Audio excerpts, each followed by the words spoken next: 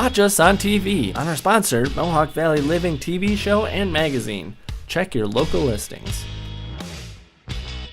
Like our Facebook page and stay up to date with a new video every Tuesday. To watch the full interview, subscribe to our YouTube page, www.youtube.com/onthecouchwgc. Welcome to this episode of On the Couch with Gavin. On today's episode, we have Dr. Montgomery of Joseph's Experience. Good to be here. Doing great, thanks. Thanks for having me here. Yeah, thanks for being here. So what is Joseph's Experience? Joseph's Experience is a really unique format. It is Central New York's only nonprofit which aims to serve people impacted by cancer and leukemia. And that's a real source of pride for us because until we came along, there was absolutely nobody providing services to this population. The next closest entity to us who tries to do that is out in the Finger Lakes region. And then there are some camps and places where kids can go during the summer for a weekend or perhaps a week to get away from their problems. But the only problem with that is cancer doesn't take the other 51 weeks off. Right. So one of the first things we do, just in a general sense, is we provide a variety of services 52 weeks out of the year. And that's really significant. Wow. It is a really powerful statement to be made to people. And it takes a lot of coordination to do that. So we bring a lot of different things, not just services, but we bring a voice to people who really believe that they are forgotten. We bring empowerment to people who believe they've lost their voice. And we bring a sense of community back to these people who believe they've lost so much dignity because cancer has decided to punch them in the gut. So we've been around for 6 years. And we're growing. We're trying to get awareness out there that we do exist. A lot of people going through cancer are really surprised when they hear about Joe. And so that's who we are. What are the kind of services that you guys provide to people? Well, it's actually really timely because right now we just started our turkey drive. For 6 years, our families can get a free turkey and all the fixings for the Thanksgiving. They can get a free Christmas ham. We started the area's first and still is the only Christmas party for people impacted by cancer and leukemia. I also started a Christmas tree farm down on my property in Bridgewater. And when these trees mature, we'll give them to needy families and all the gifts to go underneath the tree.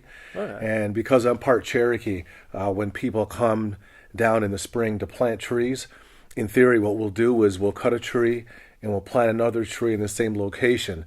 So the gifts that people come down to plant will never die.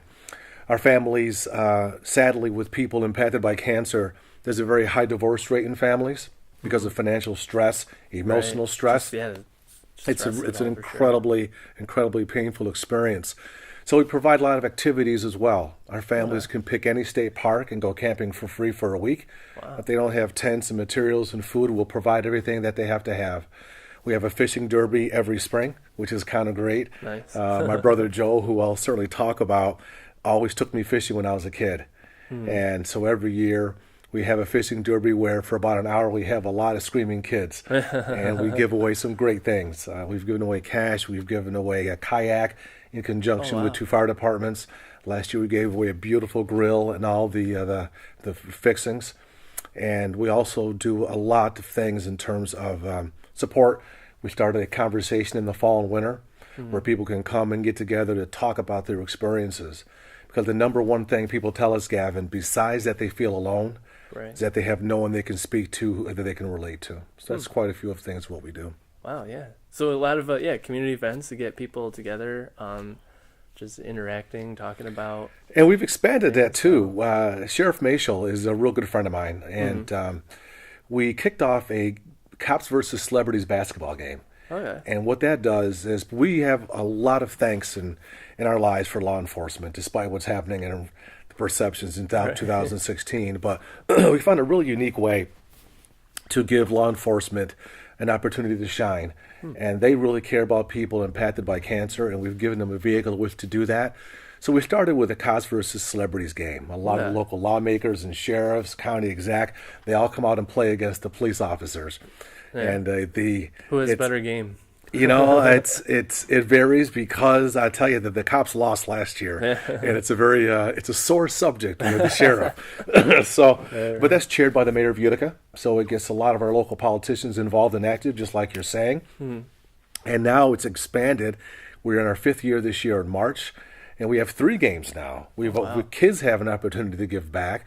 We have the best boys in Oneida County who go head-to-head, the best girls in Oneida County who go head-to-head, then the Cops versus Celebrities, and then a halftime foul shooting competition between the mayor and the Oneida County Sheriff. So it's a wonderful event, but the umbrella, it gives our community a time to get together to send a message to these people who are really suffering beyond anything you ever want to experience, Gavin, to send a message that they suffer alone no more. And that's our theme.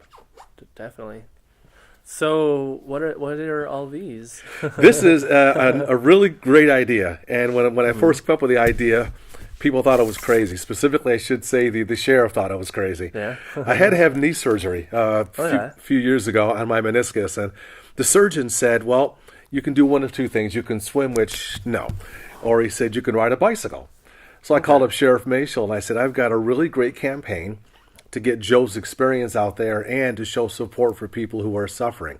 I'm going to ride my bicycle in every county of New York State. Wow. And that's what he said. Yeah. And he said, you ought to come up here and see me. So I did. And he said, do you have any idea how many counties there are in New York State? I said, I don't know, 33? Do you know? I mean, there's a bunch. There's a bunch. 50 maybe? You're very, very close. There's 62 counties. Okay. So he said, I'll see you in 5 years. Right. So I said, I will do this in 3. So what I typically do is I go to a county, I try to meet someone impacted by cancer or law enforcement or EMS firefighters or first responders, and I thank them for their service. And then I ride between 5 and 30 miles, depending upon the terrain. So as of this month, Gavin, I've been to 50 counties. Wow. Yeah, so then these are some of the these are counties. patches from literally all across New York State. Wow. I'm a little biased with this one. This is Montgomery, so I'm a little biased toward that one. But this is called the Bag of Honor. Okay. And people have given me items ranging from people who are suffering from cancer and leukemia, people who have passed away. This is full of these things. Just little trinkets. Trinkets to remember them by. Okay. Law enforcement gives me patches, and this guy down in New York City, for example, took a picture of my wife and I by the Verrazano Bridge and said, what is this ride for Joe? And we told him, and he gave us his shield because he had lost his dog the day before to leukemia, and he wanted me to carry the memory of his dog on the ride. So we also meet with a lot of people in the military. There's a guy we met this summer from the Northern Territory, and he flies veterans down to Arlington's National Cemetery every year. We are very close with the Kurt Wyman family, and you may recall he was killed in action a few years ago, in Oneida County Sheriff. Right. And this I literally just got 2 weeks ago from the armory down in Utica. This gentleman who serves in the armed forces heard about how I'm honoring veterans and told me that he would be honored if I would carry his coin. So the bag is full of people who believe that they are forgotten, and it's full of items from people who we don't spend enough time taking the time to thank. This is the very first item that was ever given to me, and this is Chad, who lives out near Vernon area, and Chad literally just had his last chemotherapy probably 2.5, 3 weeks ago. These are babies. These are 4-year-old kids who are going through hell. And he made the point of giving this to me and telling me, I don't want you to ride by yourself anymore. So these are really, really powerful things that people have bestowed upon me. And the great thing about this, Gavin, is next August 26th, we're trying to get the word out. MVCC has been gracious enough to host the Ride for Joe. And we're going to be riding our 62nd county in Herkimer and coming back into Utica. And we're going to have a really big party at the Mohawk Valley Community College campus. And all these people who are to anybody to jump on in. Absolutely. Ride. We've got a concert planned. We've got all kinds of events and a lot of guest speakers coming. Not to pay tribute to what I've been able to do. This is an honor for me because what I'm doing is I'm honoring the motivation behind Joseph's experience. But this has enabled me to raise a voice to people who thought they didn't have one. Oh, yeah. So when is the bike ride? That is August 26th. Sadly, a lot of people have been impacted by cancer. So, who is Joe? Joe was my brother, and Joe we lost to non-small cell lung cancer. And Sorry to Joe, hear. thank you. Joe was an amazing person, worked for the city of Utica for 19 years, and Joe was a walking party 7 days a week to anybody who knew him. He just exuded life. And from the time he was diagnosed to the time we lost him was 9 months. And it's been a long time since we lost Joe, but it feels like yesterday because that scar is a scar that I know will never heal because he was missed. And I was telling somebody this morning how, a measure of a man is his actions often represent someone who's missed. So you can always tell how much someone meant by what you do with their life in their honor. So anytime I ride, there's days I go out there on my bicycle and it's cold, and I'm thinking, this might not be a good day to ride. And last year's a perfect example. The first county ride of 2016 was Niagara Falls. It was 42 degrees. Wow, yeah. And you go by Niagara Falls and everything gets cold. Right. And I'm thinking, Icy too, right? Right. Oh, yeah. And road bikes don't do ice. But I'm thinking that morning, this is a tough way to get out and do the county ride in Erie. But you recognize once you put that bag on your shoulders, which nobody's ever been willing to do, put that bag on and you recognize immediately what you're doing and the pain and chemotherapy and the people who we've lost. And all of a sudden the ride becomes a very, very easy thing to do. Yeah, you're carrying all these people and their stories with you too. And not only that, last year part of what we do, Gavin, is we deal with loss. We took a road trip out to Buffalo with a leg cancer survivor, and we started training this kid in martial arts, and this was his first tournament. And technically speaking, he should not be able to do martial arts because of his leg cancer, but we forgot to tell him. And he went out and took a gold medal. So while we were there, we went to Roswell Park to visit this young lady and spent some time with her, and she ended up passing away. So we spent a lot of time with loss, and we spent a lot of time valuing the day, because I tell people when I present is that tomorrow was promised to no one. And if we were to take a moment or be at least act in a way that we recall that, imagine the kind of world we'd have. Right. What was a good, memorable experience during one of your bike rides? I'd have to say going to see the Statue of Liberty. Last month in June, my last job that I had, I was able to take the month of June off. So we rode over 20 counties in June alone. Wow. And we took New York City on. And I'd never been through all 5 boroughs before, which was an amazing experience in itself, especially on 2 wheels. And then to have the opportunity to go to the Statue of Liberty. And what we do is we have something, Gavin, called Take Joe With You. And what we do is we give our shirts to people, and we ask them whether it's in Oneida County or whether it's around the world. We tell people to take Joe with you. And so the shirt design, as you can see, is riding and connecting in all 62 counties. And that was designed by, I believe that was A&P Master Images. And so we got some really wonderful sponsors. But taking Joe to New York City was an amazing event because the Statue of Liberty represents so much. Bring us your poor, give us, I forgot the rest of the expression, but they're standing in the midst of the statue, which to me means the ability for people to be empowered. And that's something that's really significant to the Ride for Joe, because we're bringing the power of that empathy and support to people who believe that they are forgotten. So that has to be a really, really powerful thing. And just to meet people around the state. When you ride a bicycle, first of all, you see things a lot differently. You literally see them. And people are always asking, what is this Joe thing? The second most memorable thing was we were in Orange County doing a ride, and we stopped and we saw a cluster of guys standing around on their bicycles. And we asked if this was a big organized ride, and they said, no, we had nothing better to do today. So one of them said, can you tell us about the Ride for Joe? Be honored to. So I told them about the blue line. Anybody who's in law enforcement recognizes the blue line. That's the thin blue line in law enforcement. Yeah, what does that mean? It's a brotherhood for law enforcement, the thin blue line. And the red line in the shirt honors EMS firefighters and first responders. So it turns out that these were a cluster of guys who were all law enforcement officers from New York City. Nice. And so they all got off their bikes one by one, shook my hand and gave me a hug, and they thanked me for remembering them. And then about 5 months later, they have something called the Tour de Force, which is a ride from New York City to Washington. About 5,000 officers participate in this ride. Wow. And they were so impressed by what we were doing with the Ride for Joe for people, is they sent me up one of their ride shirts. And that's, he said, just do me a favor, wear our shirt on a couple rides and send us some photos so we know that our law enforcement officers and those who we've lost to cancer, leukemia, and in the line of duty are also not forgotten.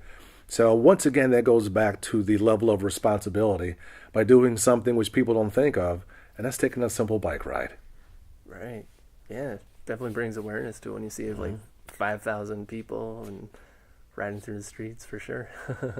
We have one kid from Waterville I alluded to who has leg cancer, and he's doing very, very well.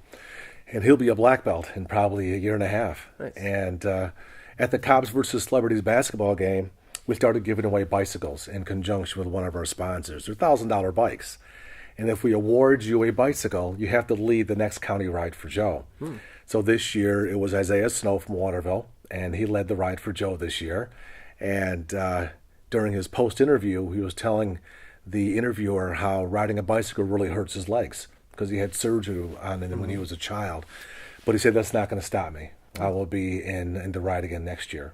So I've already informed 2 ladies this year that they're going to be getting bicycles. They are literally right now. One of them is having their 10th chemotherapy this morning, as a matter of fact. The other one had hers a couple days ago, but here are our 2 women who are in the thick of getting punched in the face by a disease which you don't wish upon anybody. And yet next year, and plus another young lady, Sarah, they're going to be leading the Ride for Joe. And here is a 25-year-old young lady who is the epitome of fit, does mountain climbing for giggles, and then gets struck with leukemia. And I bought her dinner last week and said, tell me about this experience and what has been the biggest surprise. And she says, it just didn't make sense. At my level of conditioning, all of a sudden to get punched like this with leukemia, it didn't make sense. And she found out very, very quickly the power of Joseph's experience. She says, I've been looking everywhere, all kinds of phone calls to try to find any kind of help or support, someone to talk to about this, and I found nothing.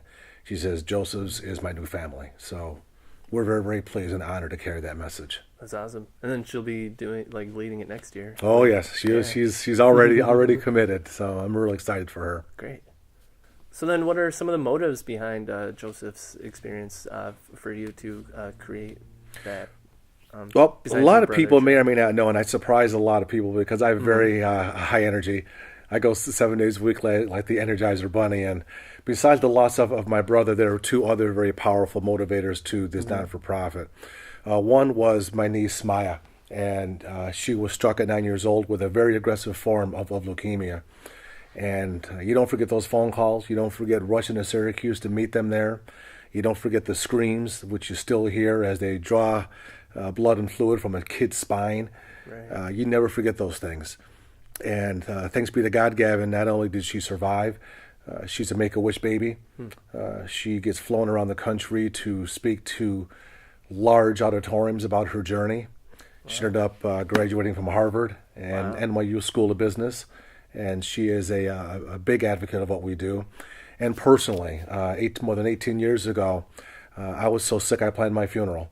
I was struck with a pulmonary disease and a form of leukemia called sarcoidosis, and left untreated is fatal. It's highly treatable depending upon the level of progression. I got to the point where my wife could not even lean on me because my lungs kept filling up with fluid and I couldn't breathe. Couldn't lay down at night, had to sleep sitting up, and I was sleeping between 16 and 18 hours a day. So what that has done is, after going through the surgery and after going through some interesting conversations with your maker, and I tell people you're not supposed to make a deal with the man, but I chose to and said that if you get me through this, I will make a positive impact in the world. So that gives me the ability to empathize with people who are struggling. It also allows them to get very, very real and very, very sincere with me very, very quickly, knowing that I've seen what they face. Right. The great thing, Gavin, that it brings is they see me out on a bicycle, going crazy, trying to get on shows like this on their behalf, they definitely understand that there's a sense of hope. It's not just doom. People do survive these things.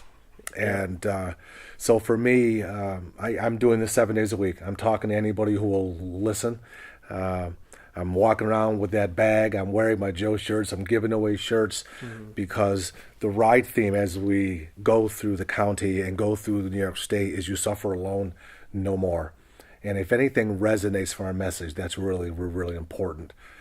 We started having these breakfasts at the Hampton Inn last year, and another opportunity for families to get together, break bread, which is important to our culture, and just to be in a room full of people who can empathize versus sympathize with them. And we had a breakfast a couple weeks ago, and if you can imagine this, I met a family with a 2-year-old girl who had lung cancer. How does that happen to a 2-year-old child in a non-smoking family, very, very strong faith family, thinking they're doing everything right? Right. And then 2 weeks ago, I meet with 2 people, one with brain cancer, representing another area very close to us, where last year 37 people got diagnosed with cancer. Half of them were children. Very, very interesting. And these people just found out about Joe, and they tell us, we have a sense of hope. There is nothing in this area for people like us, and now there is. So despite the losses, despite the pain that I see 7 days a week, I take a lot of solace that I'm not sitting on the porch doing nothing about it. Right. And we have a tendency as a society to be very, very lackluster and very, very lazy when it comes to getting involved in things like cancer and leukemia until it knocks on your door. And that's pretty pathetic, but that's the realization of it. And many times people will come and tell me, yeah, I was one of those people who sat there and didn't do a darn thing. And then I lost my brother or my aunt or I got diagnosed and now I'm all about it. So trying to change that philosophy. Right. So then for those people, what would be some of the things that they could do to start helping? Get involved. And we're easy. We're very easy to find. We have our website, josephs-experience.com, no apostrophe S. We're on Facebook, and you know the plug. Like us on Facebook, Gavin. But we have a very, very strong base, but we definitely need a lot of volunteers. And we're strong with a lot of local colleges, high schools. I'm very, very blessed to have a voice that people want to bring in and to do some presentations, and that's been on a real upswing this year. I'm not sure what's going on in the world, but right now the world likes to hear what I have to say. And recently, as I mentioned, speaking of, you recently did a TEDx talk. Wow, that's all I can say about that. Okay. That is. It's one thing to see them on YouTube. It's another thing to go through the process. It's humbling, very humbling. They told me 400 people applied, and I was one of 6 who was selected. Wow. And you have to do a pitch video, and it took me 52 times to get it right. Yeah. And I ended with the bag. Awesome. I told them I changed lives with this bag. Yeah, carrying everyone with you. Yeah, and I didn't tell them what was in it. Yeah. And they didn't know until the night I did the TEDx. Oh, okay. So my area, my area in terms of expertise is academic retention and how to keep kids in school, especially those who are at risk. So that was the primary mission of my TEDx. And after they heard about Joe, they said, there's got to be a way to tie Joe in. So I did. So after I did the TEDx in a room of over 500 people, which was great, they told me, you were the best. Wow. And I'm a very humble guy, and it's really a difficult thing to swallow because I'm here for them. Right. There's telling the story for everyone. And it's easy to tell a story with passion if you believe it down to your core. And they said, you need to understand how much you impressed the room, is that we want you back next year. And we don't do that. Wow. But next year, we don't want to hear about retention. It was great. We want to hear about Joe. So, and as a result of that, I've had many more speaking engagements from people who were in the room who really, really valued to hearing the stories. Why? For the most part, because they've also been impacted by cancer. Right. And they just have no idea, what can I do to honor somebody? So whether it's planting a tree, whether it's volunteering at a Christmas party, whether it's coming to a meeting to just support people and to shake their hand, or maybe it's hopping on a bicycle. Next year's Ride for Joe has a mile at the end where anybody in the community can hop on a bicycle and join us for the final mile. When's that? That's August 26th. Yep. Oh, and that's the ride that comes from Herkimer, the 62nd County, it ends at MVCC.